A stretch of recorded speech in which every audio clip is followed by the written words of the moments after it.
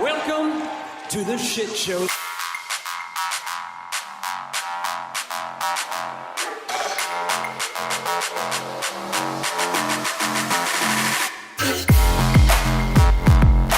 It is the All Elite Wrap-Up. Tom's laughing already.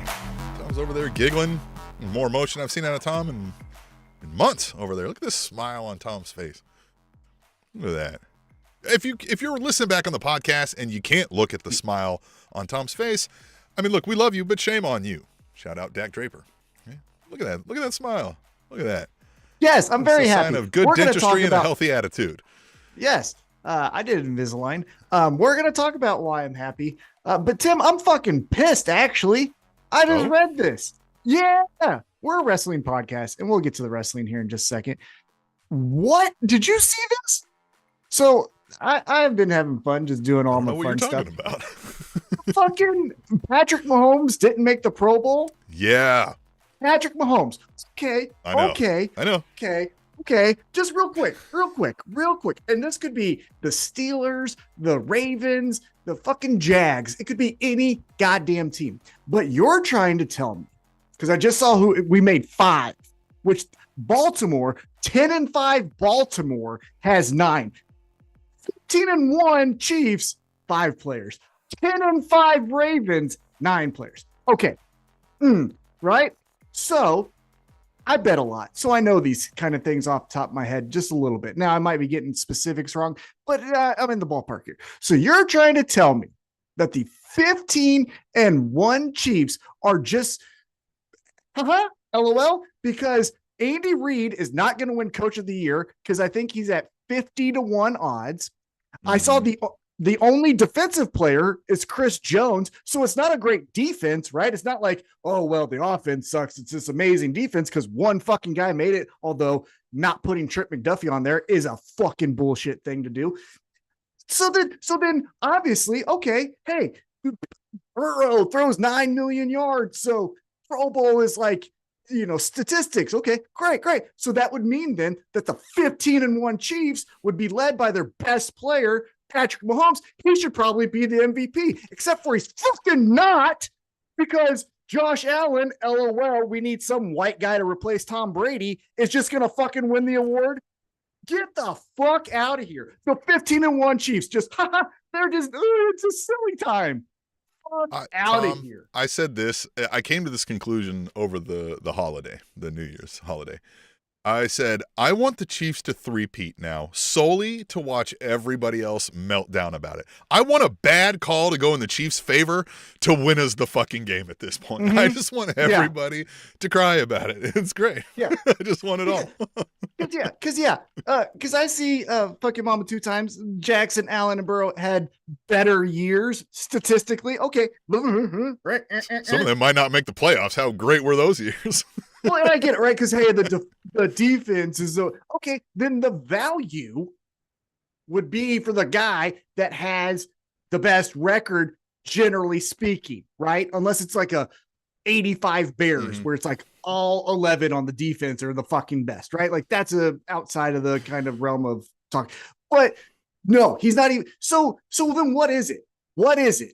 You're just all fucking bored and just like, we don't want to put him in. Why? Because I don't like looking at the fucking red. I think what happened here, Tom, is everybody got the script. They know the Chiefs are going to the Super Bowl, so they didn't need to put Mahomes in the Pro Bowl because he ain't going to be there anyway. This is what's so fucking dumb. We're going to get to wrestling, I promise. This is what's so fucking dumb. We're going to have probably the greatest season in the history of the NFL going, let's just say 15-2, because, we're putting our backups in. But let's just say it was 15-1. Then we're going to win the Super Bowl, right? And that's off of the back-to-back Super Bowls that we just won. So in 20 years, I'm going to look at someone's fucking kid, because hopefully it's not mine, and be like, hey, this fucking Chiefs team was amazing. You would think that like one of them won something, and nope, none of them. Not a coach of the year, not a defensive player of the year, not an MVP. All they get is the Super Bowl and a Super Bowl MVP for one of them. You fucking schmucks. Oh, look at my some God. kid, hopefully somebody else's.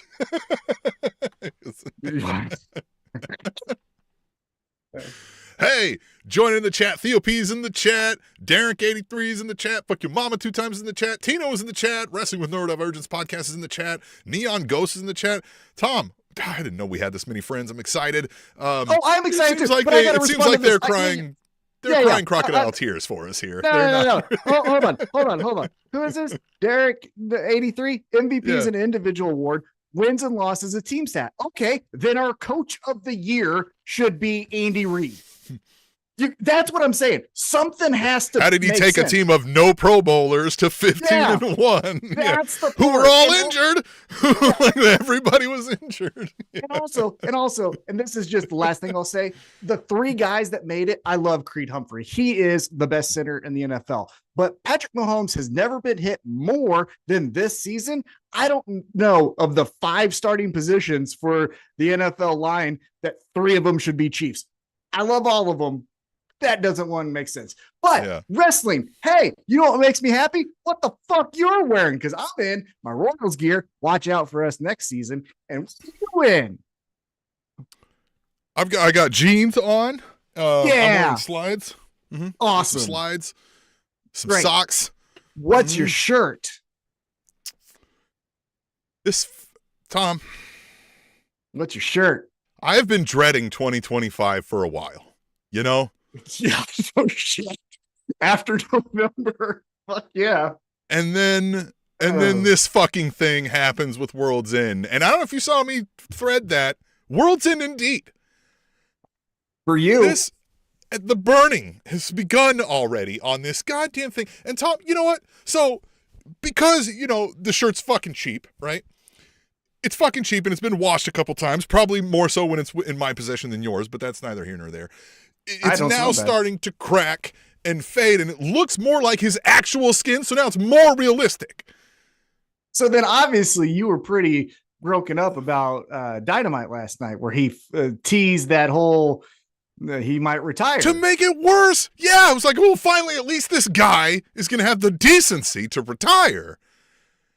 And then no, he said, no, I'll do you one better. I'm going to take the thing you love and hold it hostage and win the AEW World Championship. Although I did see somebody say he could now merge it with the Texas Chainsaw Massacre Championship. So there is that opportunity. There you go. We'll talk about my feelings on that because it didn't make sense to me. Yeah, it's just as orange as this fucking harvest moon he tried to put in the goddamn shirt. Well, so I have had that shirt, and I have dogs, so it had some dog hair. The shirt's so evil that I tried to do the lint roller to it, broke my lint roller. It actually stole. My dogs won't go near it. They whimper when I bring it in the house, and they cower in the corner. I have to. I know. I've already crafted like a cement box to store this thing in when I'm not wearing it. Mm-hmm. Or else I hear it at night and I can't sleep. You know how I was over here going flat nuts, it just God. Yeah, real quick about that one, brother. Here's the thing that when actors are like, you know what one of my favorite roles were? The fucking movie that didn't make any money. Okay, right? Like you enjoy playing that, right? But that's not going up on the how do you know the person, right? So Sting, your top 5 favorite of all time, the Joker isn't up there, bud. So he keeps on the Joker was fun, wasn't it? For you, maybe it wasn't for us. Yeah. That's all to say. Slapnuts fucking sucked because when Slapnuts was a thing, your company went out of business. You were the top guy. Nobody was out there actually chanting Slapnuts. It wasn't over. So that's a good one for the old Jeff Jarrett fans. The only cool thing to ever come out of that was you beaning Beetlejuice with a guitar. That was the only cool thing to come out of it. Yeah, exactly. And so it's just I get it. You might have thought that was fun. Let me tell you on behalf of everyone else on the planet, it sucked. But what didn't suck, Tim, was Fight for the Fallen. Last night in Asheville, North Carolina, which, you know what? This is what I will say about this before we kind of get into the silliness of it. This was a great gesture by AEW because generally speaking, Fight for the Fallen and those other kind of taglines in other things like football games and other wrestling promotions and stuff always deals with military, right? Fight for the fallen because we've got soldiers in Iraq and all that stuff. The Wounded and I'm Warrior not saying, Project. Yeah.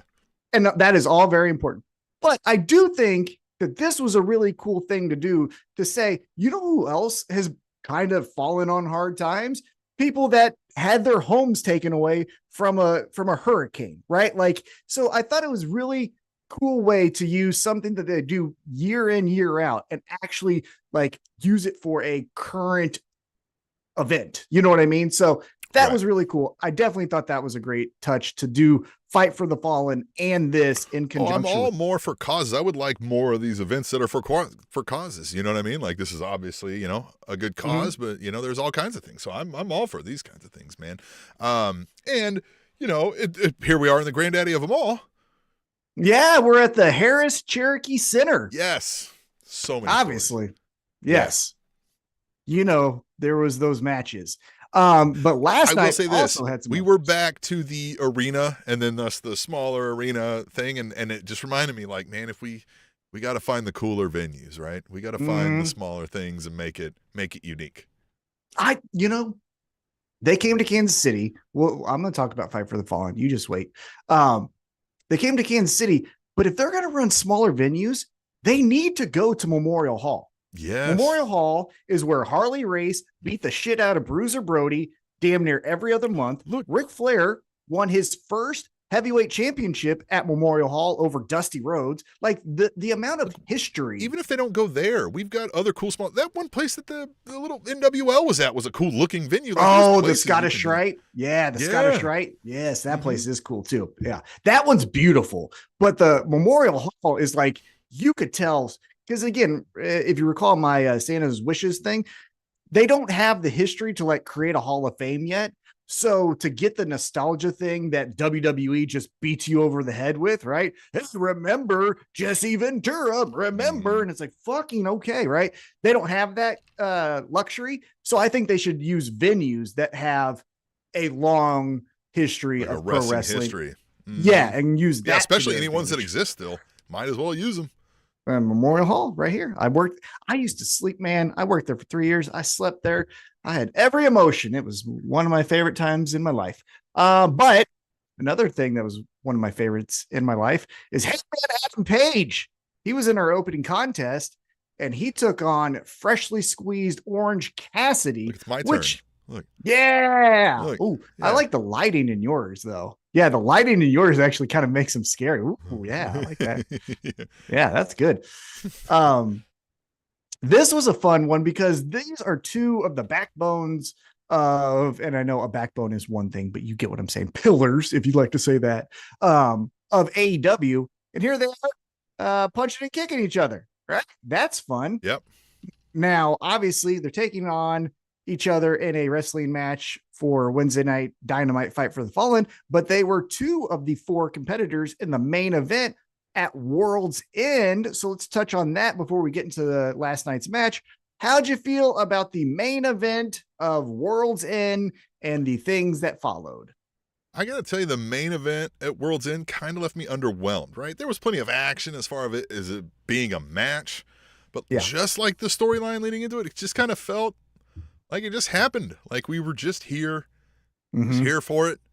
Nothing really big happened. It didn't move any needle, didn't change anything. There was no new, like, again, you know, I've done this. If you draft a story, right? If you're writing a movie or a TV or whatever, right? There's a pattern, there's an arc. There was none of those plot points, right? It's this just happened. So I walked away just feeling like, and honestly, it was the end of a long show. So I was kind of like, man, I wish you would have done something a little more here. Yeah. And honestly, this is the second time that they've done a 4-way match where, right? Because remember the 4 pillars when it was MJF, Jungle Boy, Sammy Guevara, and Darby Allin, and that match was really fun, but nothing happened afterwards, right? We had all the little, will Jack Perry side with MJF, all the stuff, and then it was like, and then MJF won, and we just next thing, right?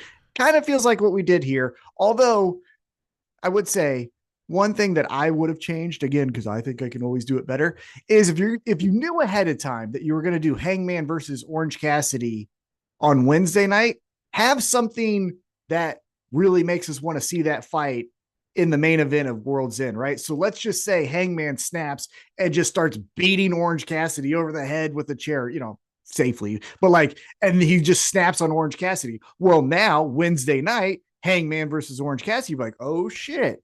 Yeah, this is going to be a real fight. You know what I'm saying? In the chat here, Derek83 says, I'd love if AEW ran Madison or Green Bay, Wisconsin. And Tom, I was reminded the other day, I heard something about Wisconsin. Did you know they have universities there? No way. Who knew that? Oh, Weird. I really thought Aaron Rodgers got rid of those. Aaron, he doesn't believe in those. Well, they're coming things. For it. I mean, just calm down. They're coming for it. Brett Favre defunded it. Then Aaron Rodgers said how dumb it was. Right, so this is a pattern of behavior. Yeah. Because those two guys are people you Next should will be one of the Bosa boys, and then it'll. Oh, yeah, Nick Bosa with his dumb fucking hat. You know why? Because he has no rings to show. It's that Didn't funny. they go 1-6 after that? After Yeah. that photo, which is like his favorite holiday, is 1-6. Well, and WWE, because WWE is debuting on Netflix on January 6th. Huh, coincidence. And those two fucks that we like his creativity were at Mar-a-Lago with old Leatherface and Fuckboy. And so, like, His wife. Anyway, sorry. Yeah. I just love that Sami Zayn gets to put the one finger up. Okay, cool. That's fun. Orange Cassidy and Hangman Adam Page. They kicked, punched, and grabbed on each other for a while here. Hey, we got cowboy shit here, though. Oh, yeah. So we go back and forth. Long story short, buckshot lariat, Molly Wops old Orange Cassidy. He gets the victory. Hangman he sure is trying these days, Orange Cassidy, right? But it ain't working out well for him, is it? Well, I know. And we'll see where that goes, potentially. But after the match, Hangman's like, I want more fun. And so he starts hitting him in the head, Orange Cassidy, that is. And then he gets 2 consecutive dead eyes, pop, pop. And now here comes security. Who comes out with security? Head of talent relations, which I guess that really is his like moniker. And if that's the case, is that what he is? Because somebody was like on Threads, and they're like, "Don't even get me started with Christopher Daniels not even being an EVP going out and inserting himself in this situation." Well, so I think that's on camera. Remember, because we'll talk about World's End. Yeah. He was an EVP in replace of Kenny Omega. We'll talk about Kenny Omega. Yeah, but I think you're right. I think he is like the talent relations head of talent relations, which, brother, you sucked when CM Punk was there. Couldn't fucking rein that one in. Anyhow, I digress. But he comes out there and he's like, Hangman, what the fuck? You can't be doing this shit. And then Hangman says, here's the thing. Yes, I can. Whop! And he takes out old Christopher Daniels. And that's the end of our segment. What'd you think about all the things after this match? We are really cementing Hangman. They really want us to not like him, right? And it ain't working, is it? I don't know what that is. You know what it kind of feels like? Not to the, like I said, beat you over the head kind of style. But remember when we didn't want to boo Bryan Daniel or Daniel Bryan in WWE? We're like, no, I don't care. Like, I like doing the yes thing because he did that initially as like a fuck you, right? Like, yeah. No, it's fun. Feels the same way where it's like, no. I get what you're trying to do, and on paper, that makes sense. Yeah, but we ain't gonna. Whatever's happened, he's got that. Just that folklore now. We're like, no. Hangman, it's not that Hangman did nothing wrong. I think we've reached an era where Hangman could do nothing wrong. Mm-hmm. Well, it's obviously from his meteoric rise in the first 3 years of the promotion, which I wrote about on Substack. You can check that out. By the way, thanks, man. First time I ever wrote. I was like, boss doesn't use it. Guess what I'm doing? Pay somebody for these words? Look at Tom. Brother, it took a lot. I was like, fucking, I don't like that word. God damn it, I don't like that word. Yeah, so it took me a while. But Wrestling with Neurodivergence Pod, which I believe it's Lisa Knight, says dates back to the Chaps. It's the Chaps that did it. I mean, look, when I saw him with some beers on a horse, right? I was sold. Check, I knew what we please. had Ready here. to go. Yep. Yeah. Look at this cowboy shit right here. Come on. So yeah, I wonder what Christopher Daniels, because one thing, if you go back to World's End, leading up to it, Christopher Daniels walked up to him. Hold on. Huh? Tino's got a very poignant point. He says, Hangman taught me that leaves is plants, and I thank him for it. Some teachers never stop teaching. I mean, that is the truth. That is the truth. Yeah. And he's got a great move set. And if you don't like the word move set, you're either one, stupid, or two, CM Punk, which is, guess what? The same thing. Hate that guy. Not hate. I don't hate anyone, but man, wouldn't hate it if he got a flat tire. You know what I'm saying? I sure eye roll a lot at the thought of him. We'll say that. Oh, I came here not to make friends. Oh, how punk of you, brother. I'm sorry. I'm going off on other tangents here. So going into World's End, though, Christopher Daniels was like, hey, Hangman, these other guys all have someone, right? Switchblade's got the gold bang or whatever. Orange Cassidy's got the conglomerate. And then obviously John Moxley has the Death Riders. Like, if you need someone, I'm here for you. So, but now he's like, I don't.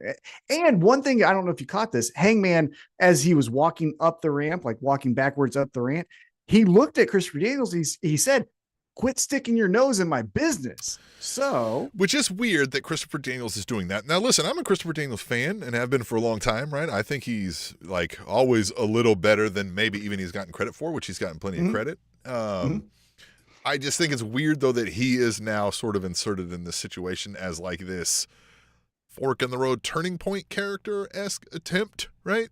To Hangman to like talk some sense into him, maybe. But then he took a turn for a while and was like, nah, fuck that. I'll help you if you need me, right? And then, it's weird. And I don't, because with the Christopher Daniels thing is, it can't really lead to much anymore now, right? Even as we know him as the head of talent relations, we haven't been given this idea that he holds really actual power in AEW on storylines, right? He's just there to like make sure things don't go off the rails. He's kind of he's the general manager, right? He's so that's where manager of the McDonald's, like he runs the thing, but he's not allowed to do outside of a specific set of things, right? Yeah. So the only thought I had, and who's to say, because I really don't know where we're going with this yet, but the only thought I had was, well, he is like a general manager. You keep beating up the general manager. Well, then who has to come out of their office to fucking get someone in line? Boss. Tony Khan. And then we get the Elite, because remember what they were trying to do back at Square One with beating them up and Hangman and that relationship. So could do that. I don't know. That was just the first thought I had. We've seen now a couple times now, people have offered Hangman to be a friend and to help at pivotal times in his storyline arcs, and he's rejected every time.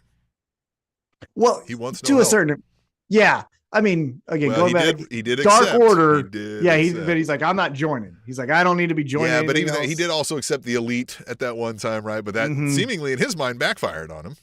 Yeah, definitely. So, I wonder where they're gonna go. By the way, fucking mama 2 times. Thank you. He said he did read my Substack, and again, this is why I'm not that great. Instead of FTR, I put FRT, which is fart. I didn't notice. That's great. I mean, that's fitting. Yeah, look at them farts. They were in the main event. We'll get to them here in just a second. They are cops, right? They look like a set of cops. The mustaches, the haircut, like all of it.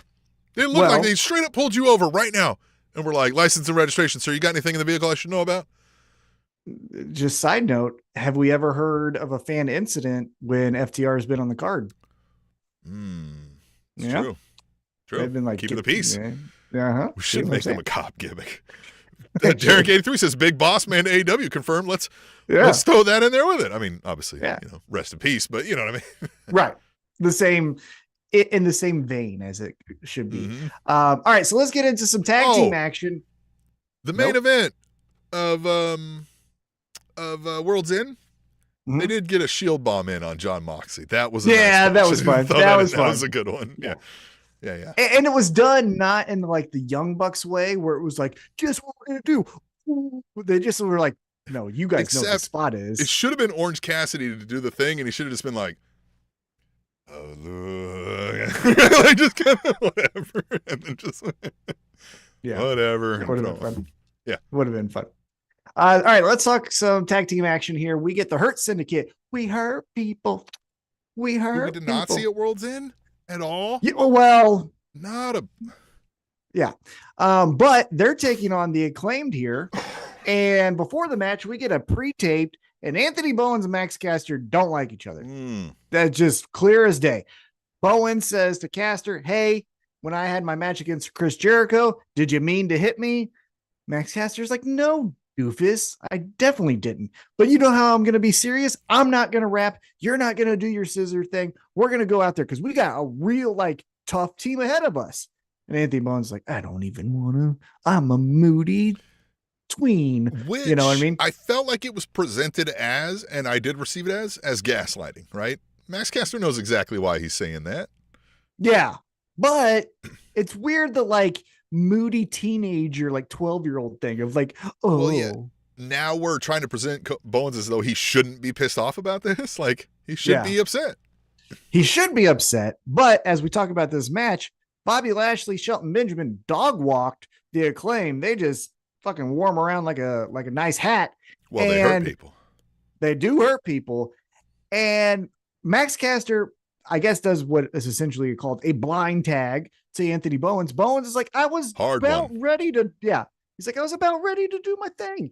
And then he goes, Anthony Bowens, that is, goes, well, then fine, I'm out of here. He just like lets Max Caster get beat up, which, hey, dummy, that's a loss on your record. You know, that's a loss on your record. And maybe I'm falling into some pro wrestling tropes here, Tim, but aren't the good guys supposed to do the right thing? You wouldn't just leave your tag team partner to like get beat up. Cause like the most famous of my dumb memory that I can think of when a person just leaves their tag team partner was when Sid left Hulk Hogan, and that led to their WrestleMania match. And Sid was like, I don't know you guys anything. We booed him. Yeah. But I guess now we Bowens doing I'm this. just going to wait and see who sort of is the aggressor, I guess, in the ultimate pulling of this trigger, right? But yes, you may be going into tropes, and I don't think that's necessarily a bad thing when we buck tropes here sometimes in AEW, right? So this is just they're both kind of in it now, right? Maybe Max Caster kind of started it by being a dick, but now they're both kind of just can't get over it, and they both do dickish things. I'm fine with that too. I don't know if that's where we're leading. I do know Rewind 89 here is in the chat, and I do know he's not Taz. But he said, did you guys talk about the GOAT Taz make his grand return to announcing at the Hammerstein Ballroom show? Too bad we can't have the GOAT full-time on color yet. It was a great moment for wrestling. It was a great moment for wrestling. I absolutely love that moment. I cannot wait for that moment that I can meet you, I mean Taz, and just get your autograph and a picture. Who is not Taz. Not Taz. But I do look forward to Taz being back on commentary because I believe last night it was just the two of them, just Excalibur and Tony Schiavone.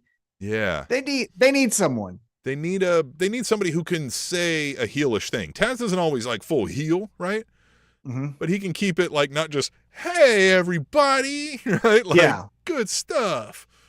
Because, Tony Schiavone, who I absolutely love, is everyone's favorite uncle. And so when he's like, that's just the non-creepy uncle. Like, yes, of course, the right kind of uncle.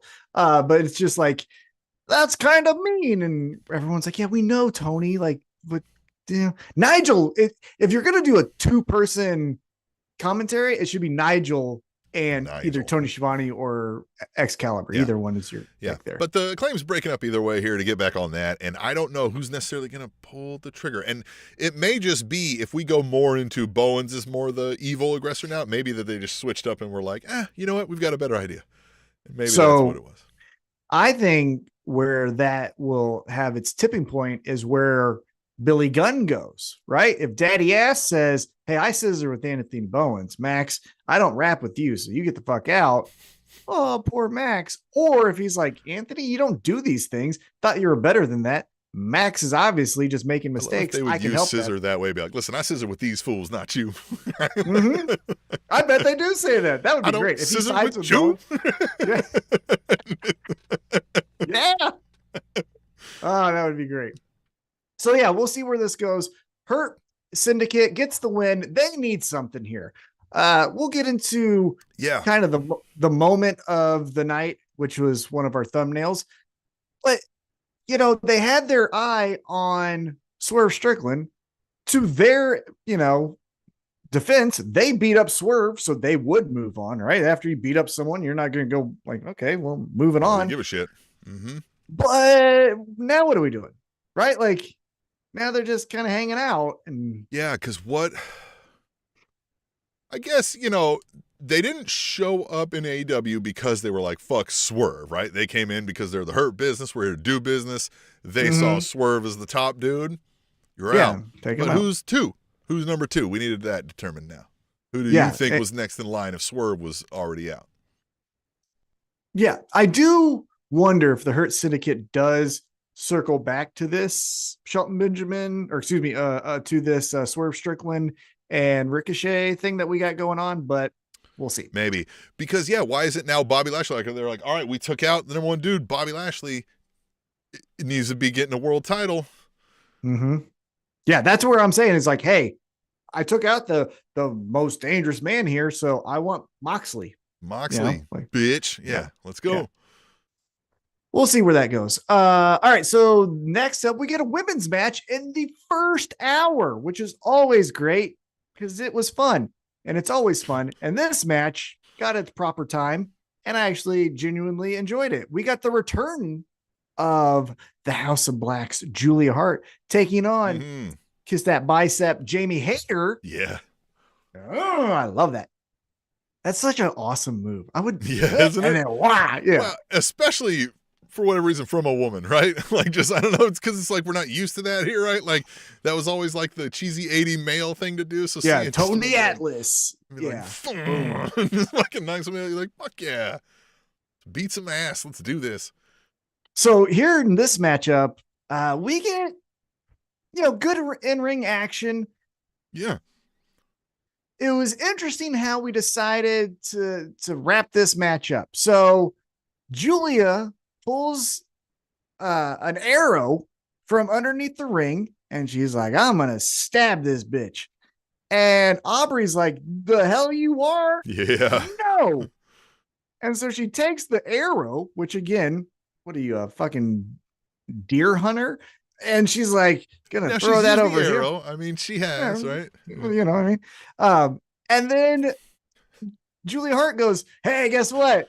You know who my favorite wrestler was as a kid? Great Muta. Tajiri. Okay, I said Tajiri. yeah. Tajiri would probably be more recent, but yeah. And spits, and here's the thing, spits the mist, I guess we're gonna say, into Hayter's eyes. She gets the pin. Jamie Hayter is blind now. She sold the shit out of this. The fuck out of it. To the point where I was like, wait a minute, did maybe she have her eyes open and water did hit like a contact or something? Like, did something go on here? Yeah, did she fuck this up? I harken back to, okay, anybody didn't know, there was a local wrestling organization around here for about a year called the NWL, and we were working backstage, sometimes doing some things with them, and there was Dak Draper, and then there was, or maybe it wasn't Dak Draper, I think it was Maverick, one of the guys, I forget, but Flex Zerba, Flex Zerba, right? He had a muscle-bound guy gimmick, and he's got this muscle protein powder in a jar, right, that he brings around with him. Well, he's having a match with somebody, and that person takes it and pours some of that and does the Triple H with it, right? As like, fuck you.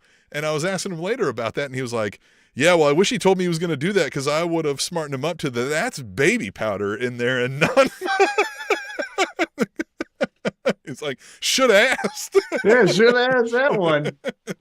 NWL. By the way, local legend here, Jeremy Wyatt took on Eddie Kingston in a NWL match. That was a good one. Oh, Kyle O'Reilly wrestled in NWL too. Yeah. Friend of the show. So Julia Hart gets the victory. Jamie Hayter takes the loss. Hold on. Yeah, Tino said there was no color to the mist. Yeah, this is the food color spit of doom. What are we talking about? Why did we have why wasn't it black? What happened here? Because she didn't need food coloring. You knew what it was, And bitch. like I liked the idea of, okay, arrow's coming. Now, what should have happened is she should have used the arrow on somebody first, right? And then she busts the arrow out. So Arby's like, no, we've got our eye on you. And now, okay, right? You think now the mist, right? Right? Yeah. An arrow's weird. It is. But also so is the mist. Again, it worked with the Malachi Black thing when you hit somebody with the mist, they became kind of different after that, right? Something about them changed. They got a little spooky, a little weirder. Now that could happen here, but I think it's a little early, right? Here for this with this like hater thing. Doing this just I don't know. That feels like it should happen at a blow off, right? Or maybe this is the kickoff. All right. Tino did point out this was JH versus JH though. This was Julia Hart, Jamie Hayter. Alliteration. The JH battle. Yeah, the old JHs. You know what I mean? Tony Khan's spreadsheet back at work again. Yeah. Accidentally had it sorted ascending alphabetical. God damn it. Yeah, he just posted JH. Well, I'm Jamie. Hit that A to Z. It was like, oops. Yeah. Jamie Hayter. There we go. Hey, you're Julia Hart. I'm Jamie Hayter. So I guess we're wrestling in the second and third match. Yep. Yeah. Next up, Kento Obashi and Kazuchika Okada. Hey!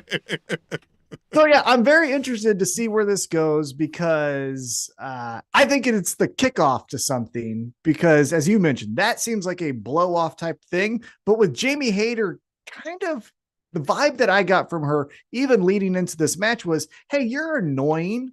So let me just beat you up to get on to other things.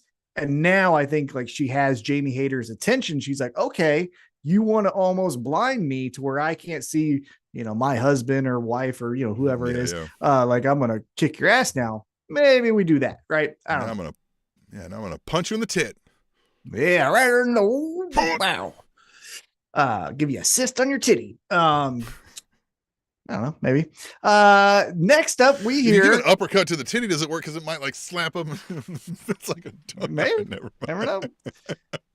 Next up, we get the Continental Champion, the Rainmaker, Okada, and he had a message for Kenny Omega. So before we talk about his message to Kenny Omega, let's talk about the semis and the final of the Continental Classic at World's End. What'd you think? Well, we can't forget. Have fun?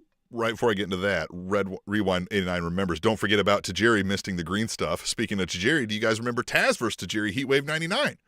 That was a good match. Taz got real violent. Yeah, of course. Yeah, Taz 99. Yeah.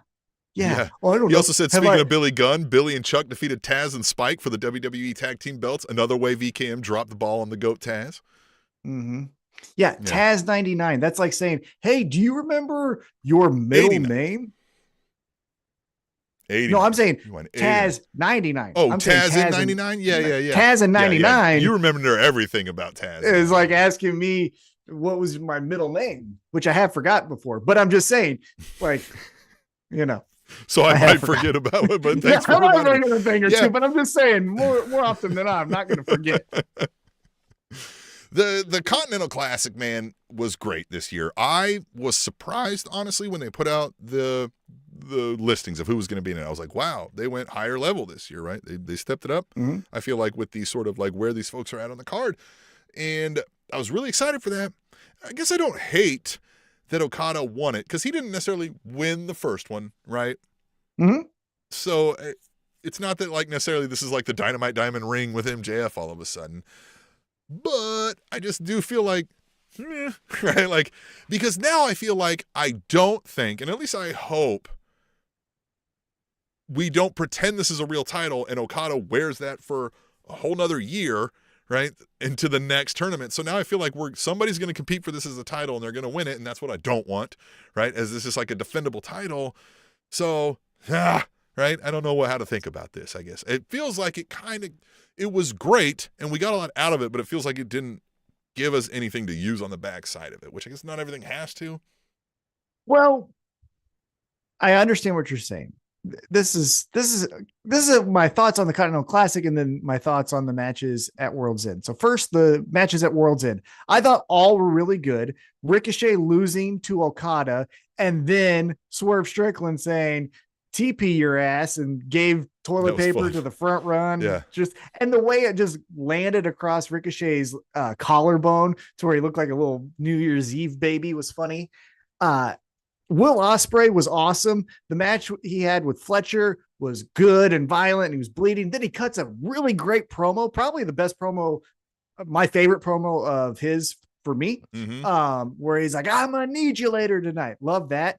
Okada looks like $1 million, and they know each other pretty well. I liked it, the whole, hey, that's my big brother. Hey, you're my little brother. Because again, I don't watch New Japan, so I didn't know their dynamic. I just knew that they were two names over in New Japan, so that they kind of filled me in on that. I thought was kind of cool.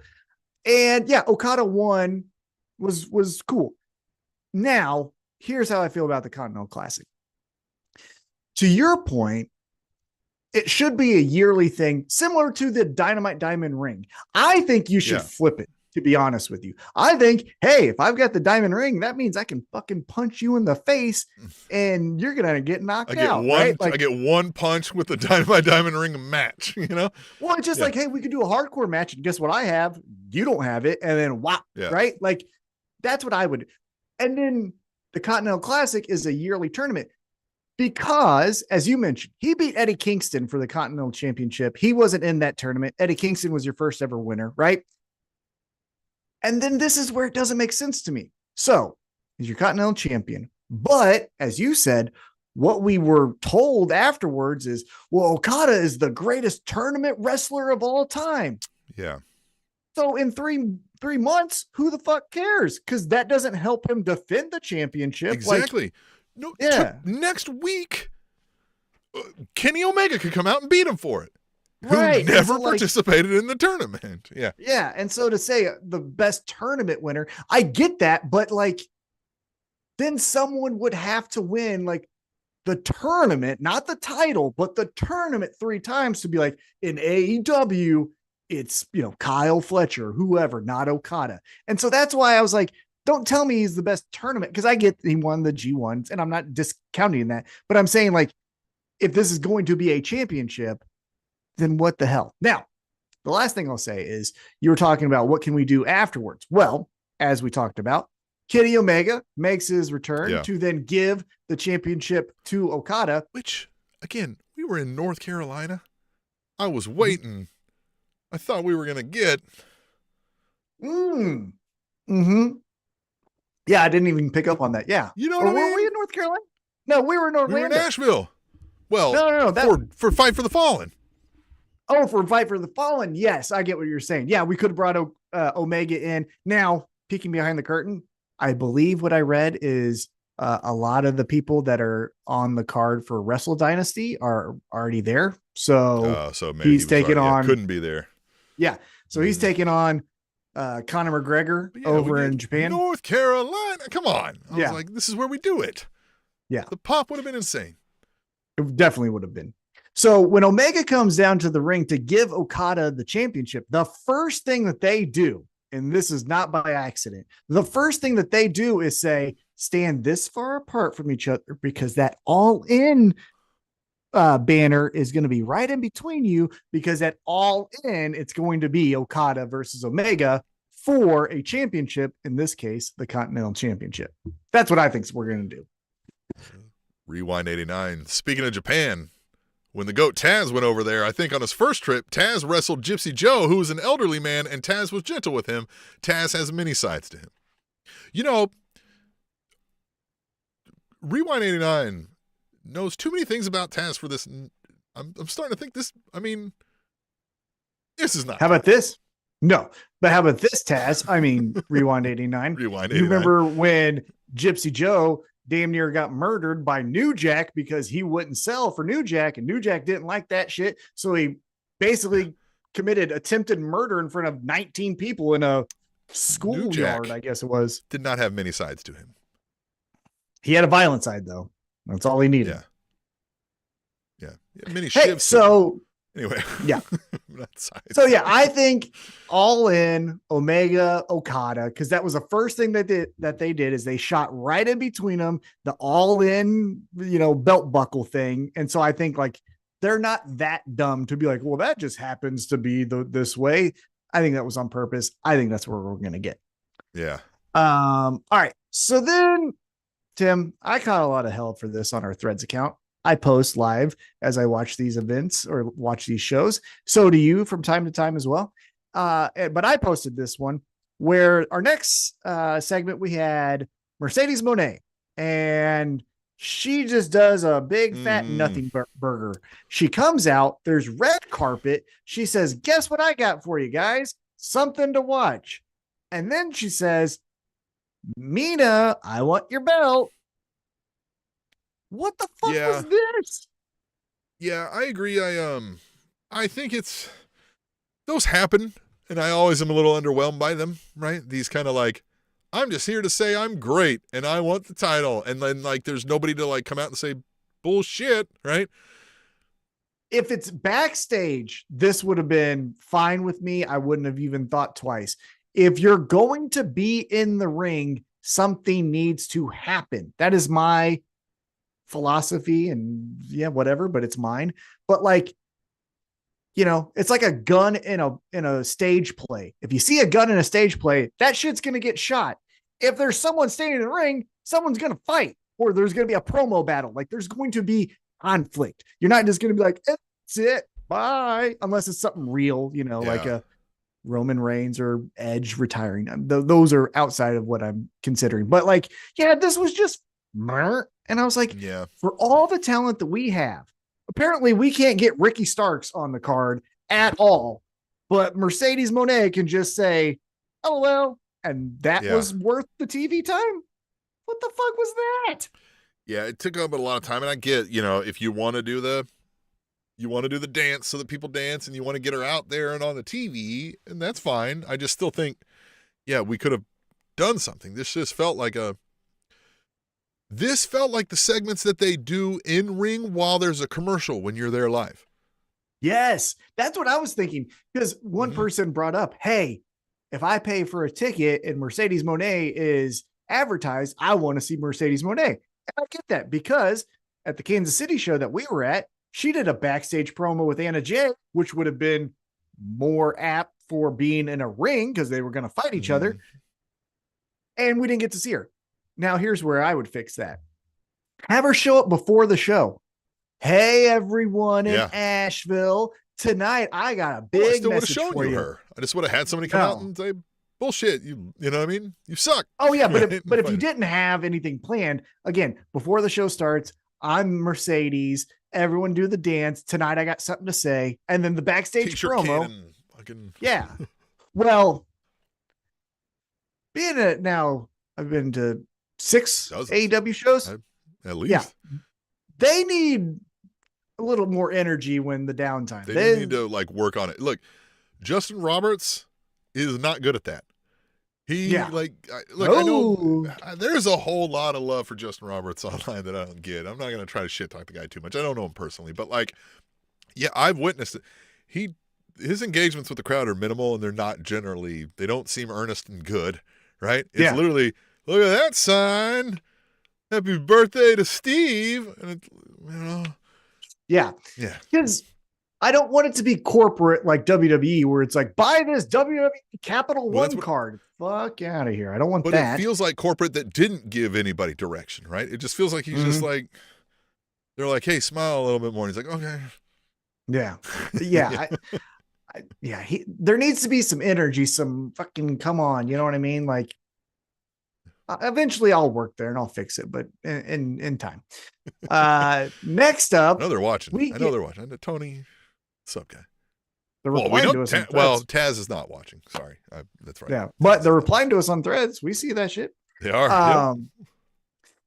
Tell me what you think about our next match here. I thought this was interesting.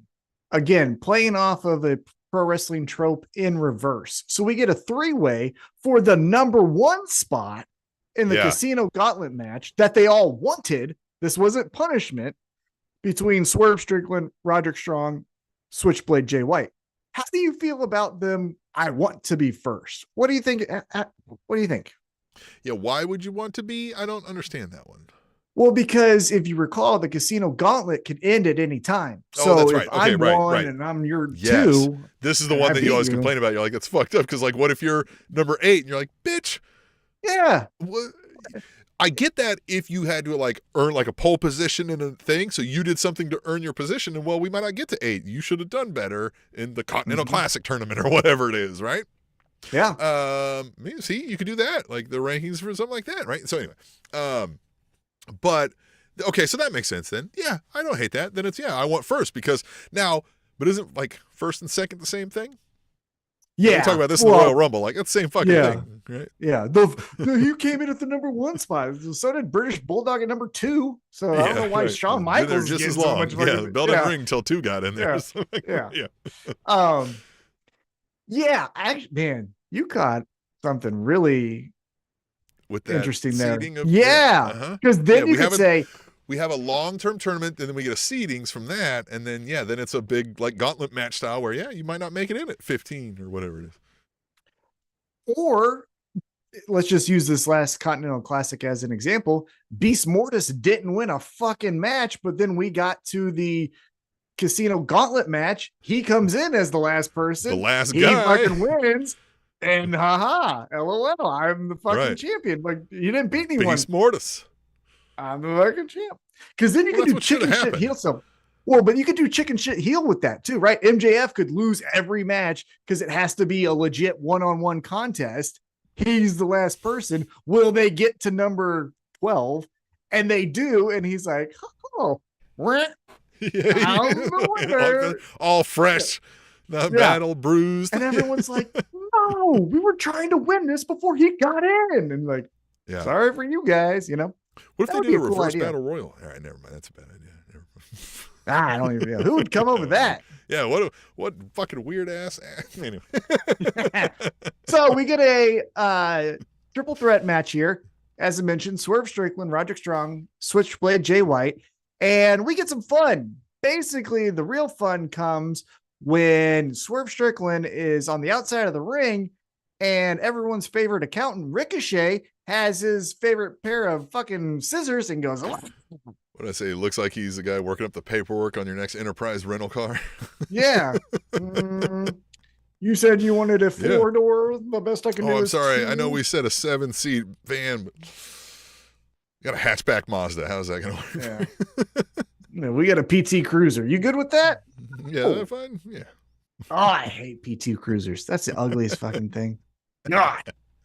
I had to have one as a rental car one time, and I wrecked it on purpose. So fuck this. I did. Got the warranty. And then, well, because I was on the highway and I started to slide, and I was like, I'm not gonna save it because I was like, it's not my car. It's a rental. and I just slid my bumper up against the median on the highway, right, like that. And then I was like, well, Thomas, that was fucking dumb. How am I going to get out of this? Well, thank God it snowed. And so what I did is when they did the check, I backed that motherfucker in the snow and I was like, yeah, it's all good back there too. All right, see ya.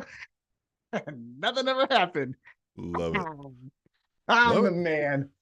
So yeah, Ricochet.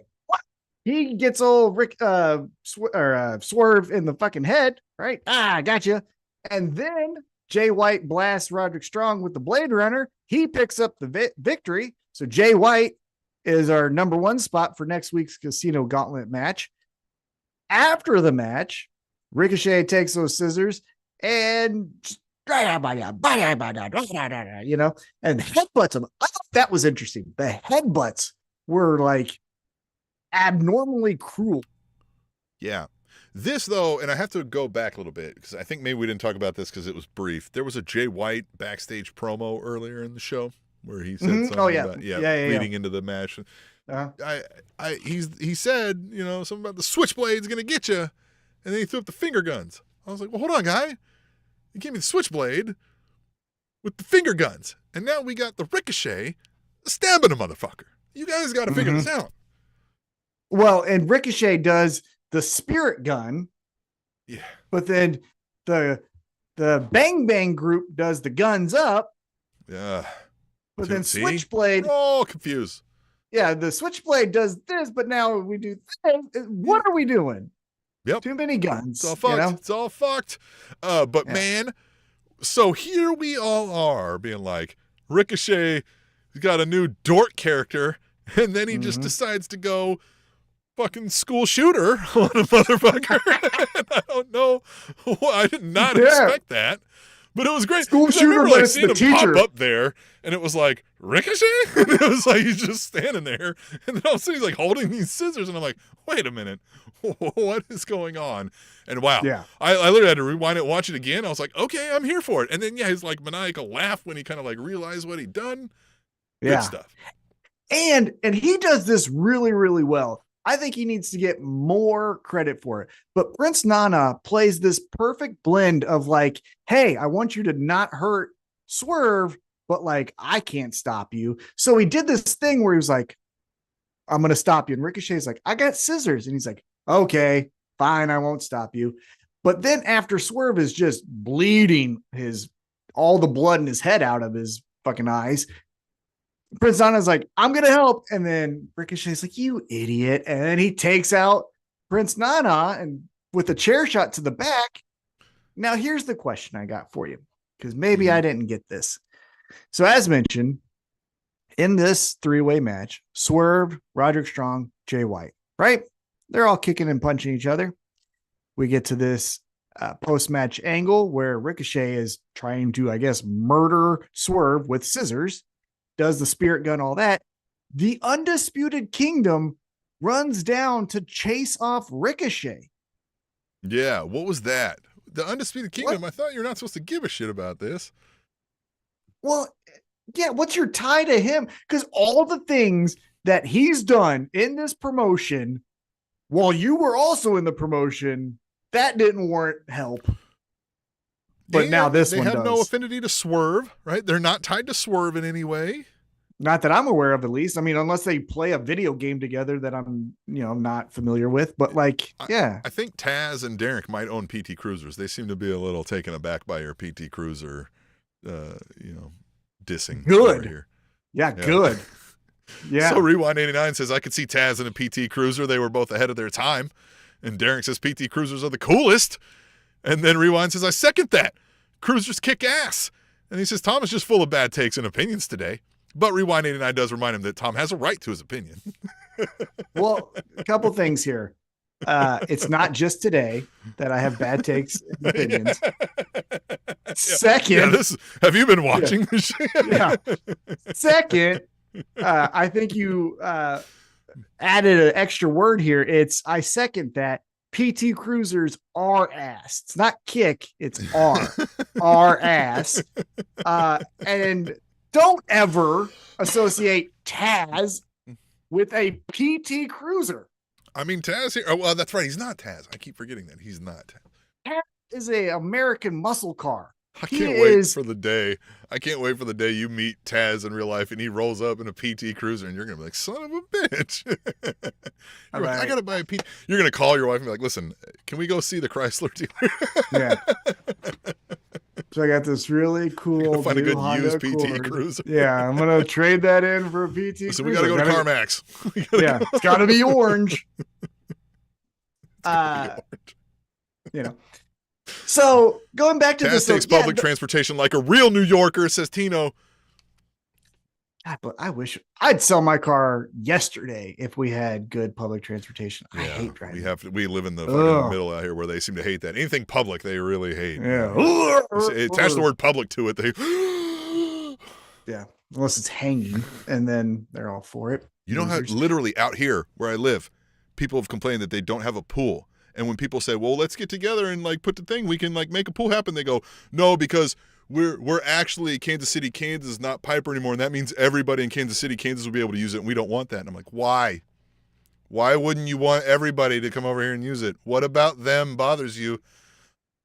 Yeah, there's no answer for that one. But anyway. I would encourage anyone who's like interested in what we're saying here to look up rugged individualism. It is a very interesting concept that I think more people need to examine because it's important to push against that.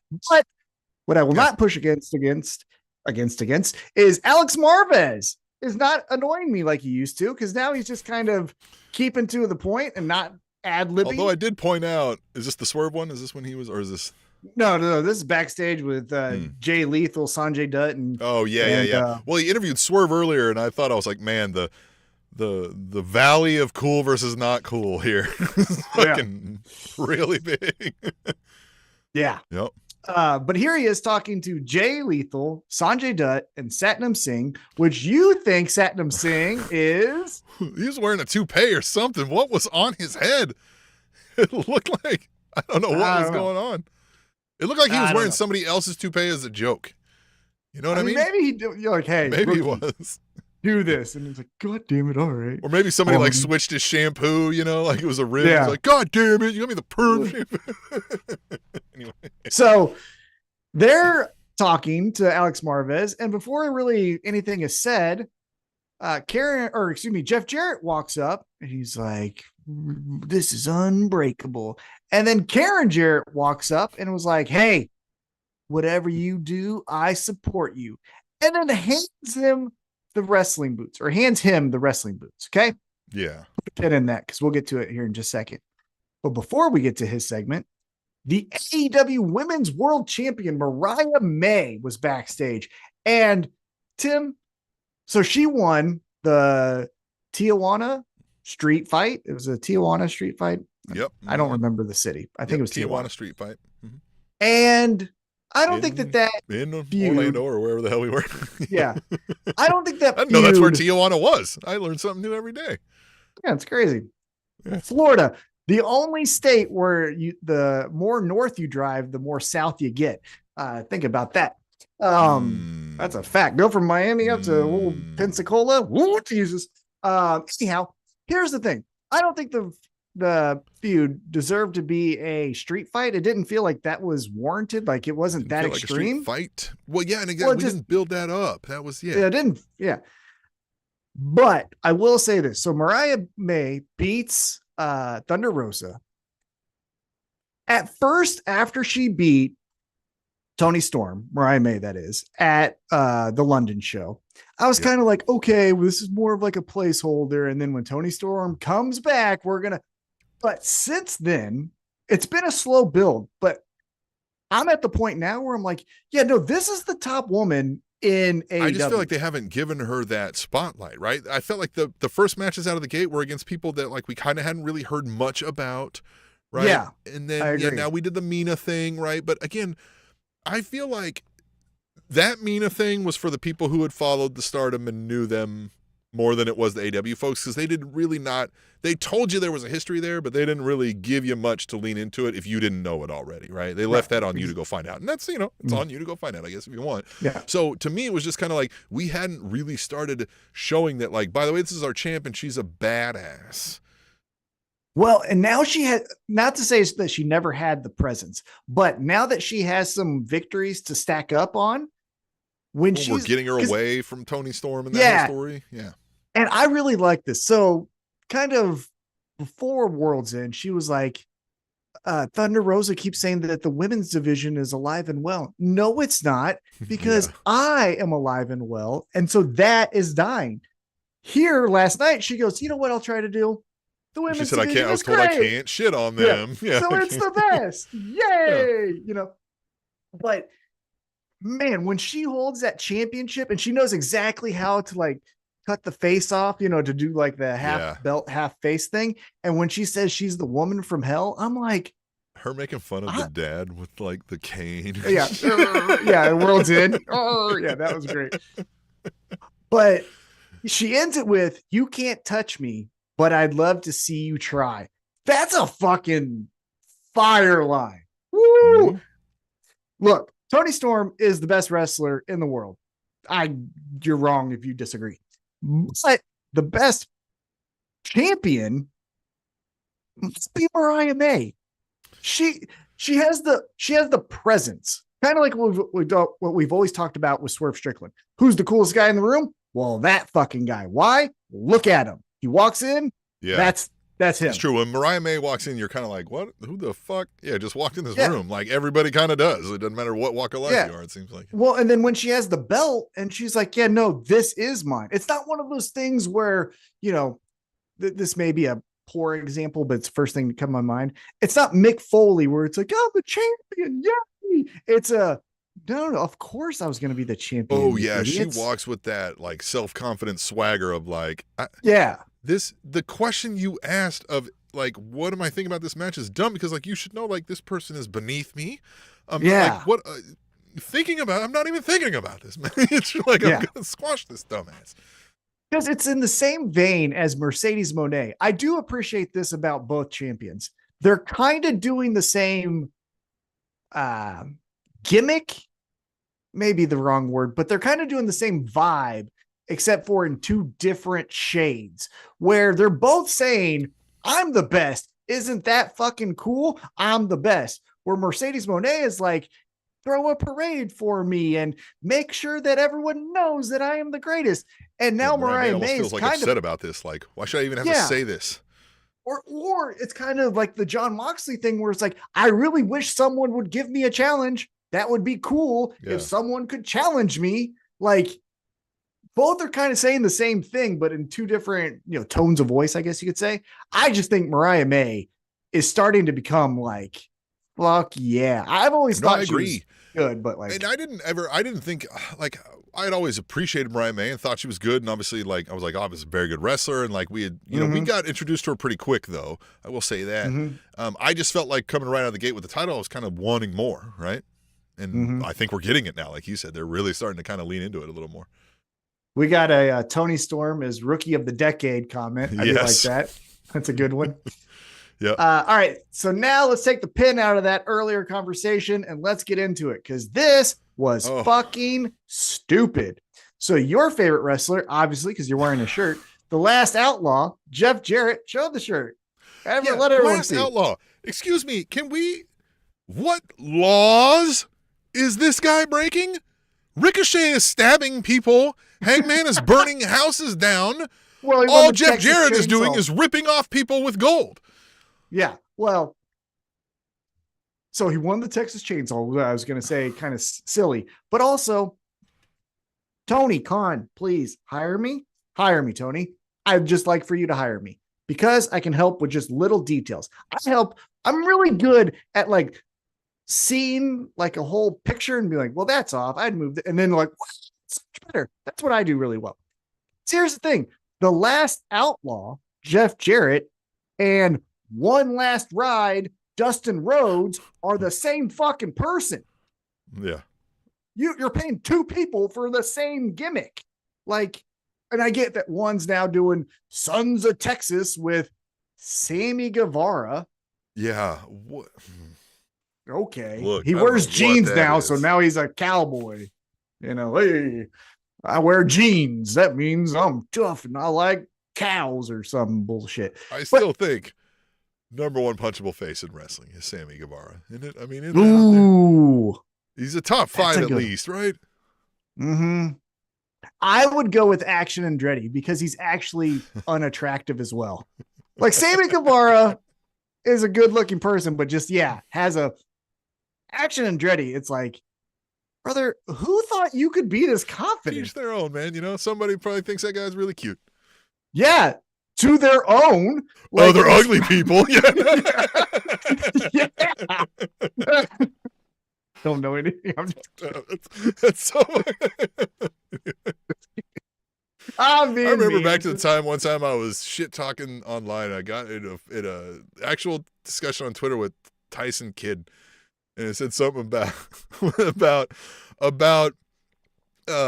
he said something about can't wait to watch something on TV tonight, and I was like, guess you won't be on there. And he was like, I was on TV last week, and this is when NXT was online, and I was like, internet doesn't count. And he I guess he looked at my podcast. He was like, don't you do a podcast? And I was like, oh shit, yeah. Like, yeah, fuck, you got me there. Like, god damn it. Like, yeah. Yes, I do. I'm sorry I had this conversation. That's not the thing. What are you all going through? The thing is, of anyone in pro wrestling. Oh, yeah, it was Tyson Kidd. I don't know how that, like... This is early days of Twitter, too, right? I mean, this is like pre-2010, maybe. I don't know. Like, this might have been, or maybe 2010, 11, right? I don't know exactly when Twitter came out. But it was like right around then. Yeah. Oh my God. That caught me off guard. That's great. Okay. Hmm. So Dustin Rhodes, I mean Jeff Jarrett, he goes out here and he just says is like, guess So what? I My was worried family. here. I was worried about a one last ride. I didn't think this was retirement. I thought he was going to come out and say I'm on one last ride that was going to last 5 years, like Dustin Rhodes here. Well, he ain't done. So Oh, maybe we are. Yeah. yeah. So He hadn't even he given me comes out the end is near parameters. yet. Yeah, he hadn't even done Yeah. that. Ugh. So he comes out here and essentially does a Cody Dustin Rhodes promo where he's like, guess what? My family's been in wrestling. Like, okay, neat. And he has his boots here, right? Which in professional sports of combat nature, for example, mixed martial arts, when you are done, you put your gloves in the ring. That signifies you're retired. Usually, like NCAA wrestlers, their last match, they'll take their shoes off because they're either graduating or whatever it is. Leave them there. That indicates they're done with their career, right? So he has his fucking boots here, and he's like, my family, blah, blah, blah, blah, blah, right? Okay. But we all have Giving families. my all for this business. Sure. Fucking cool. And you also I rip bet people on off. myself until you're like, all right, man. Yeah. Yeah. We know. You also sold fake gold to fucking people. Like, we haven't forgot that. You know? Or maybe some have, but I haven't. And it's just like, and you wear fucking black gloves with a cutoff shirt. What are you, a fucking professional driver for He's got Uber? that Trump hair dye going. Oh, God, yeah. Yeah, it looks like a fucking... Ugh. Tino says, not one last ride, but one last contract. Yeah, that should be his thing. I'm on Well, one that's what he last says. So that's what he says. He goes, well, I'm not retiring. I signed my last contract. And he goes, he I don't know if you caught this. He goes, I signed my last talent contract. So he could retire and still be backstage there strumming his guitar for, I don't know, Karen Jarrett, concert of one. I'm going to wildly guess they spend a lot of money. I bet they've got an expensive lifestyle. Yeah. A lot of cocaine involved. Mm-hmm. Big houses.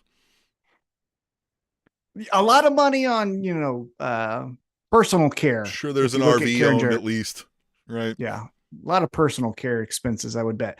So here's the thing. This is why it's fucking stupid. Is he comes out here and he goes, so I want to say that I've re-signed. Okay, whatever, cool. But then he goes, and so I want to let you know that I'm going to be the champion.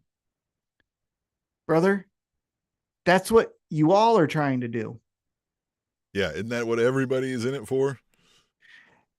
So what the fuck did you say? Now, here's what I can believe, right? I can believe, and this might be the case even with MMA, some people aren't really in it for that. They're just in it because they know they can make some money fighting, and that's all they really know how to do. Yeah, but I understand not what Jeff Jarrett has ever presented himself as.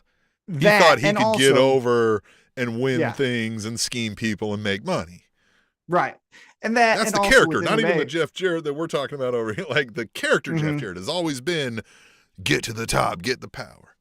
Right. King of the mountain. And and MMA will do the like if you're ranked 6, then you fight the 4th ranked guy. And then so you are, even if you're not wanting to, you are going towards you will get up there. Yeah. Yeah. True. So anyhow, here's my kind of last thought on this. Tina said I would have loved it if Mox would have come out and knocked him out right there. Yeah, it's like, right? He's like, so I'm going to win the world title. And he just comes out and he's like, just, no, you're not. Yeah. Rips up the contract. Another promo that didn't lead to anything, right? We just made an announcement, which, again, you teased retirement. Here's what my last thought is on this. This is what I would say to Jeff Jarrett today. You're not Sting. Okay, when Sting fucking says in a year's time, I'm done. So this is the last year of my contract at Revolution. We're wrapping this shit up, right? And we all went, oh, and even like the people were like, he still wrestles in a shirt. Those people were like, well, Sting was kind of cool, but like, okay, whatever. Jeff Jarrett, you ain't that, right? Yeah. Like, so nobody cares. It's kind of like it's not that like nobody cares, but like, come on, man, this ain't a deal. Well, it made me think of like the last year of iconic sports figures For example, Derek Jeter. I don't care how you feel about Derek Jeter, but in Derek Jeter's last year, he announced it before the season. Every city he traveled to, they gave him some type of right. Cal care Ripken did package. that, right? Yeah. Right. Yeah, they did the whole thing, right? Here's a barbecue from Kansas City or whatever, right? Mm-hmm. Then in basketball, and I know it's not a one-to-one, but you'll get what I'm saying here. Paul Pierce said, Yeah. "This is my last season." And everyone went, "Okay." Good. And yeah. he's like, "So I'm coming to Cleveland." And they're like, "Yeah, and then you're leaving tomorrow, right?" "Yeah." Fuck "Okay, good." here. Yeah, right. Yeah. Because I always think exactly. It's back like, to look, like you were, like it's kind of that you were a B+ player, man. Like we don't. Yeah, right. Because I always go back to when Paul Pierce did make that announcement, and this was my thought that came to my mind when Jeff Jarrett tried to pull this bullshit last night. Is Paul Pierce tries to pull that bullshit of this is my last season, right? Well, he goes to Golden State, and Draymond is Draymond, but Draymond fouls him. They're at the free throw line, and Draymond just looks at Paul Pierce and goes, "You thought you were Steph, huh? You thought you were Steph, huh? You ain't." And he's just like, "I play for the Brooklyn Nets now," and then like ran his ass off. Rewind 89 says, in real life, Double J is 3 steps above Sting. If Double J wants to wrestle, let him wrestle. Look at Ric Flair and Terry Funk. Is Rewind 89 Jeff Jarrett?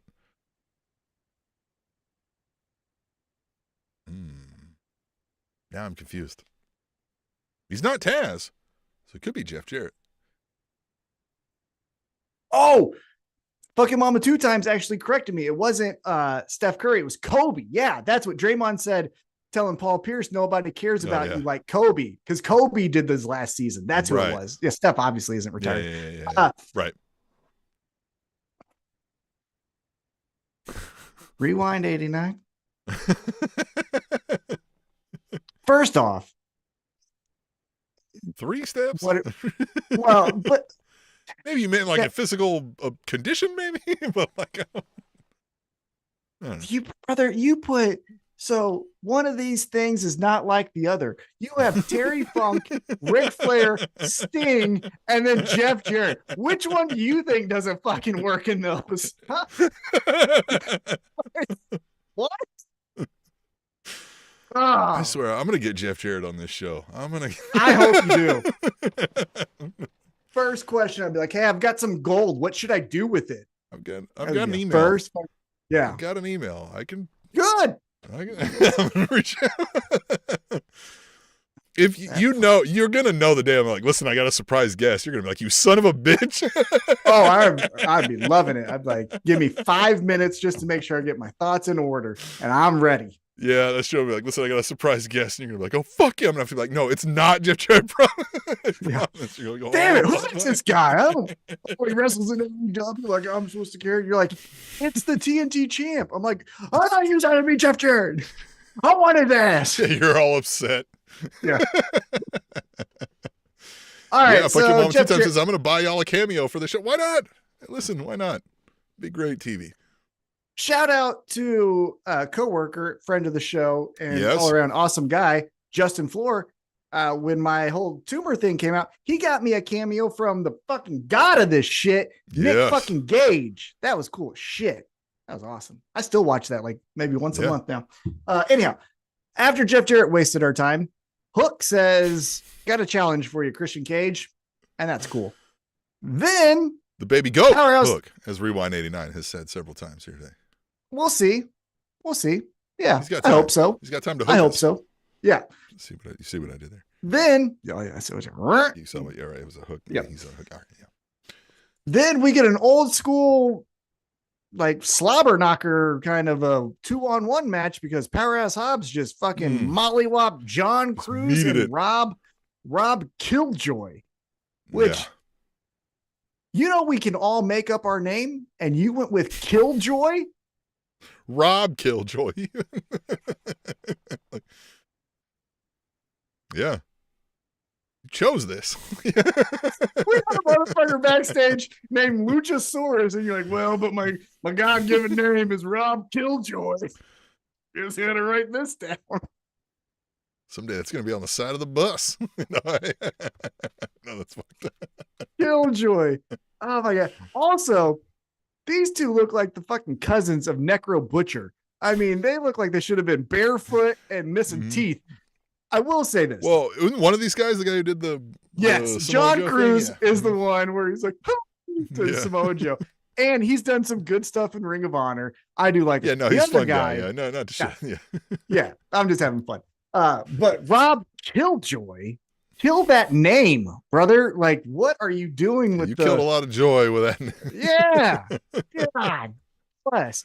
Well, Powerhouse Hobbs, he says, I'm not getting paid by the hour here. So he just bop and takes him out. If he just would have won that match, Tom, you would have been wearing this fucking shirt if you would have won that match at World's End.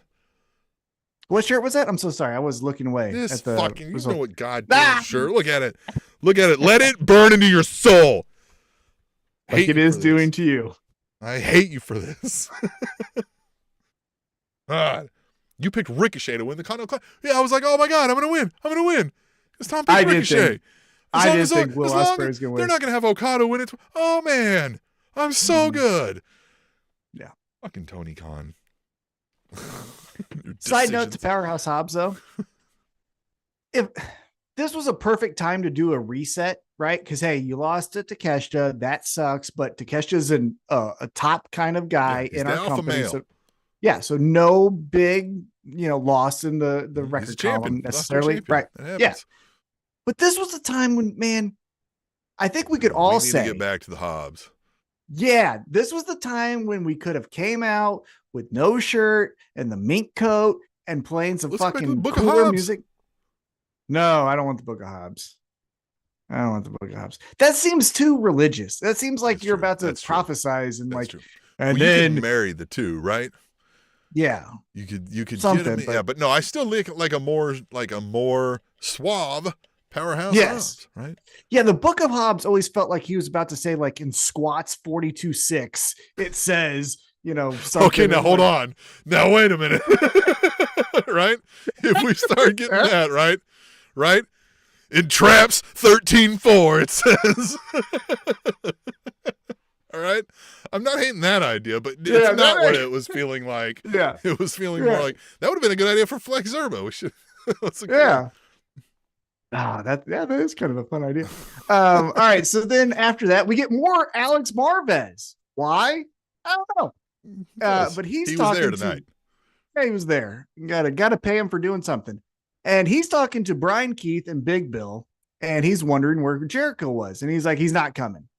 And then in the they're just standing right there. It wasn't even far. It was like they go to Rated FTR and it's like 3 steps away. Yeah, as if they weren't there the whole time. Like knowing what's going on. Yeah. Yeah. And who, by the way, I said their shirts look like they were the uniforms for a beer league roller derby team. I mean, yeah. I do like that. That is, yeah. Yeah. You see them all skating out. Yeah, they come out. So Copeland and FTR, Rated FTR. Yeah, Cope. We'll get to that in a second. But Rated FTR says, how about Saturday, the Learning Tree versus Rated FTR? Sure. We'll see. And then we get another cool thing. And I want your thoughts on this because this was cool. In my opinion, we get to footage from World's End where MJF defeated Adam Cole and he does a promo where he's like, that was the last chapter of that story. I can get on to the next chapter. And the next chapter is get my Triple B. And he calls out Moxley. And what was cool about this, he's like, I'm paraphrasing here, but he's like, I could beat you there, Johnny boy. Cause the first time he won the championship, he beat Moxley, right? And so he's essentially like, oh, now Dictator John is going to take over everything. Neat. And he's like, I don't even fucking care. It's pretty stupid company anyhow. You have a tattoo on your calf. Yeah. But yeah, anyhow. And then he goes, God. Yeah, he does the king to a god, which is a good call out from Kanye. And then he does the like devil part 2, like a Dio Yeah. kind of thing there. You did But notice, though, when they started this promo, they had it square, like Junk was right in the camera, right? They had Gooch, right, framed up right there for you. well, who do you think? His girlfriend works there. Who do you think was maybe shooting this? Yeah, we don't know who the camera people are.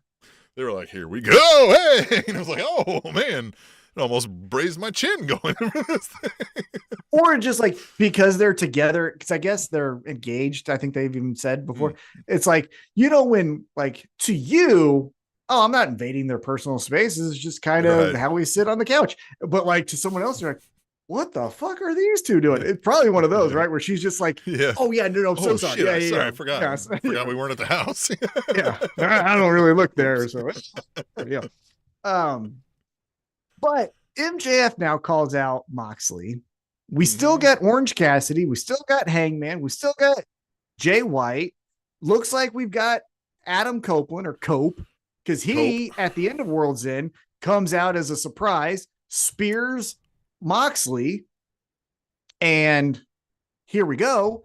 What do you think about MJF throwing his name into the championship hat? And do you think it actually happens?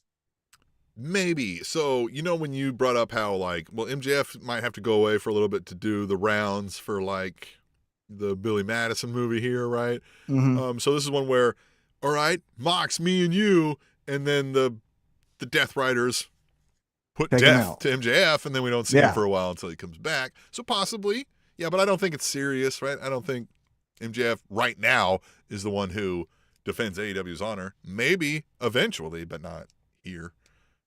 I agree. Happy Gilmore 2. That's what he's in. He's the son for Happy Gilmore. Happy Gilmore 2. Travis Kelce's also in that. He's a Pro Bowler. I don't think he should have. I love him. Look at him. He's right here. Well, yeah.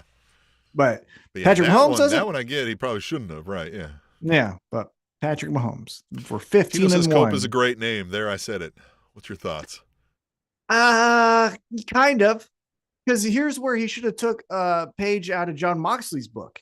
We say Mox, right? True. But when he gets introduced, he's John Moxley. So to just go Cope, it's like, no one did that, brother. Like, you gotta, like, because we say John Moxley, or Mox. So I think I have a hard time believing that this is even real. Like, I don't think anybody in his real life calls him Cope, but I could be wrong.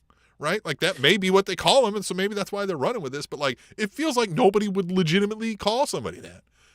I think because it's a real word. You know what I mean? Now, I know Edge was, but, like, that was his name, right? But, like, Cope is a real word. Mox isn't, right? Like, it's... Yeah. Well, but we heard it from other people. That's what I think is missing. If we would have done a promo with someone, and let's just say it was Moxley, and Moxley's like, Cope, you think you want this championship? And then we're like, oh, so like to your point, maybe someone does call him that. But to Derek's point, he says it's like calling Cooper Coop, and I guess people do that, and Coop's a word, so I guess, you know what I mean? I don't know. Okay, but let's take that as an example. Let's just say there was a wrestler, Andrew Cooper, right? He wouldn't then just out of nowhere say, I'm just Coop. The only Coop. Yeah. Yeah. Well, another thing that didn't fit is the rated R superstar Cope. You got like 18 syllables in your nickname, and then you got one for your name is weird. Yeah. You're Cope, the rated R superstar. You can't be rated R superstar Cope. Speaking of Travis Kelce, his girlfriend Taylor Swift babysits Double J's kids. Double J just wins. That's what Rewind 89 says. And he also said, I have the same shirt, Tim. Double J can wrestle with the best of them, sing like an angel. One of the best podcasts out there next to you guys. Double J is the jack of all trades and master of all. I think he's not Taz. So also, there's a reason why Taylor Swift became successful after leaving him, right? She didn't become successful when she was with him, right? Hey, we're friends, and now I'm successful. No, she left him. He exploited the labor of one of the best talents in the history of the world. And she's not like, hey, by the way, love this award you gave me. Jeff Jarrett, thanks for the inspiration. Probably paid her in strawberry wafers and milk. And handshakes. Yeah. Yeah. Is she Hot at dog any of and a his matches? handshake. Learn the business, kid. Get out. Right. Has she ever been to one of his matches? Oh, neat. Maybe she doesn't like his ass because maybe she got to know the real Jeff Jarrett. I love how nobody's safe. Like shit on everybody in the history of this podcast. Yeah. Yeah. Who wants it next? So Copeland, I think to your point, Double J paid her good advice. Fuck your mama 2 times. Yeah. That's a good one. That's a good one. I just going back to the name though. I do think your way is better. Cope, the rated R superstar, right? Not the rated R superstar. Star Cope. It just feels like a drop off. It's a letdown. Yeah. And I do think. Look, we're Tim and Tom. I'm not trying to shit on the 1-syllable names here. You know what I mean? That's what I'm saying. I just think someone else needed to say it before he could say it himself. Because Moxley never was like, I'm Mox. He's like, I'm John Moxley. I'm here for he would say his first off his full name. Yeah. But even if he said his last name, it would be Moxley, not Mox. Because that was the one thing. Go by Copeland. If you're going to, you know what I mean? Like, yeah. I mean, I'll give you this, that Adam Copeland does sound like a generic name. So you might be like, I need something a little more pizzazz, but then just shortening it to 1 syllable, that isn't doing it, right? That's what's and I saw an interview. I saw an interview that he did with Renee Paquette where he said on the marquee, it looks too busy, essentially. It's like Adam Copeland, Moxley. And I'm like, yeah, but Cope makes It says pro wrestling on the marquee. It does not say a midget beaten off in the trash can. Sorry. You said it says it on the marquee, and that's all I could think about. All right. His son is corny. So we get this trios match, and it's the Death Riders, Moxley, Claudio, and Yuta. See how we said I can go Claudio, Moxley, and Yuta. Don't tell me to only say, cast wheel and. But just don't tell me to say Cope. I'll say, you know what I'm saying? That's where. Don't tell me. You know what I mean? No one gives himself. I get in pro wrestling, yes, they do, but I'm saying in life. Let's pretend this is a thing. No one can give themselves their own nickname unless they're a heel. And he isn't a heel right now. He's a babyface. So telling people your nickname is this. Yeah. If it wasn't established by somebody else, never comes off right. Yeah. Never comes off. Never comes off. And they take on Rated FTR. And I thought this was fun. What did you think? Yeah. Again, for what we were here for, and again, the crowd was going to love him, so it was fine. I'm still in the FTR has left me a little hanging, right? They were on a run for a long time. They had that great run, but I think they stopped there and haven't changed anything up. And it has been play the hits, right? Like I said, now what we stopped doing is the I love this business thing, and I'm thankful for that. And I mean, sometimes that is what they are. They are those characters. So I'm not hating on it, but I just feel like, so again, in no way in the storyline where up until last couple weeks, we've all been like, oh my God, AEW's in peril. And now we're kind of like, are we in peril? And then Moxley wins. And now it's just like, well, now it's FTR's turn. It's kind of like, the guys who were never here. Okay. Right. It just feels like everything's just kind of, And let's go back to the end of World's End where Adam Copeland, I'm just going to say it until I feel comfortable saying Cope. Adam Copeland gets on the microphone and he says, we're coming for everything or for all of it. That's the same message that Death Riders have. Yeah. So what? And nobody's explained what it is yet, but all right. Well, there's all of it, the power and all this. Yeah. But it was just like, it's kind of like when they asked the Outrunners and they're like, we're the youngest men alive. And they're like, how old are you? Old enough. Yeah. Yeah. Outrunners. God, I love the Outrunners. But yeah, their messaging is the same as the Death Riders. So I don't understand why I would cheer you, but then boo the Death Riders. Tom, I instantly get younger and tanner in these sunglasses. Well, it's a weird contradiction because you're still wearing that shirt. Spin. Don't have enough room to spin in here. All right. No room for activities. All right. You're still wearing that shirt. Oh, God damn it. Hey, but one thing that happened in this match is as kind of chaos was ensuing, Jay White got a measure of revenge on Yuta because it was Yuta who really cost Jay White his chance at being a champion. So he comes out there, does his fun little finisher, which is it's objectively, like, regardless of how I feel about him as the finisher is cool. It's a Uh-huh. I do like it. It's a bend you back. Oh, yeah. It's like a it snaps, like the best. right? It's quick. Yeah, it's like the best elements of Bray Wyatt's finisher and Cody's finisher. You know what I mean? Like it's like the cool, like one of the coolest things I used to think about Bray Wyatt's finisher is how he would get them into that position. Like, oh shit, it's coming. And the only cool thing about Cody is when he does the little jump, tumble roll. Yeah. So what? 189 says Handsome Devil Hook, great nickname. I wonder if Dixie Carter gave it to him. And he says Handsome Devil Hook, maybe Stephanie McMahon gave it to him. These are the questions I think about at night. Well, here's the thing I can help you with. Never think about Stephanie McMahon. Just does everyone. Yeah. That'll help you get more sleep at night. Yeah. Yeah. Or if you like, I have to think of Stephanie McMahon somehow, think of like all the like crimes she's covered up in her life. Like go through and be like, oh, her dad's sexual assault. Yeah.